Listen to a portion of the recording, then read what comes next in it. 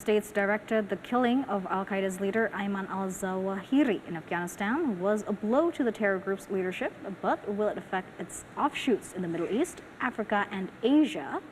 The White House says it is not taking its eyes off any terror threats that arise, and terrorism researchers says U.S. needs to be vigilant and also patient. VOA's Anita Powell reports from the White House. The White House says it has high confidence that its targeted strike killed Al-Qaeda chief Ayman Al-Zawahiri. We have eliminated the emir of Al-Qaeda. But the White House also says cutting off the head of the beast may not neutralize the threat. They're in North Africa. They're in the Sahel. They're throughout the Middle East. They're in Yemen. I get that we're focused on Afghanistan right now, but we're not taking our eye off the rest of the world either. Since Osama bin Laden formed the group in 1988, Al-Qaeda has sprouted numerous offshoots, united over the decades by intolerance, hatred of the U.S. and Israel, and a strict interpretation of Islam. Al-Qaeda may not be actively, operationally planning an attack on U.S. soil, but ideologically, it remains ideologically opposed to the U.S.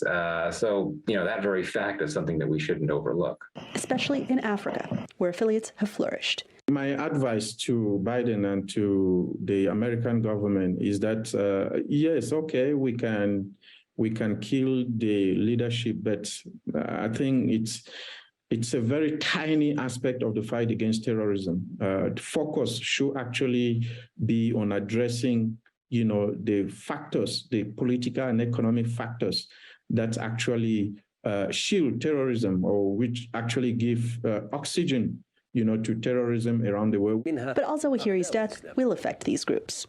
Although he was not a charismatic leader like bin Laden, he was a disciplined one. Zawahiri was effective in kind of keeping this broader network of affiliates, franchise groups, and branches together, from the Sahel to the Horn of Africa and further afield. That's probably what he should get the most credit for, is maintaining that alliance and doing it through the turbulent period of the Arab Spring and the rise of the Islamic State. So what now? On that, the president was clear. My administration will continue to vigilantly monitor and address threats from Al-Qaeda, no matter where they emanate from. Analysts also urged patience. These groups are patient and they're highly capable. And so to dismiss them as kind of a nuisance or a has-been, and I know everybody wants to focus on great power competition with Russia and kind of leave behind the global war on terrorism, I would say, let's not get ahead of ourselves. Al-Qaeda attacked the World Trade Center the first time in 1993, killing 6 people. At the time, they were a relatively obscure group, until September 11th, 2001.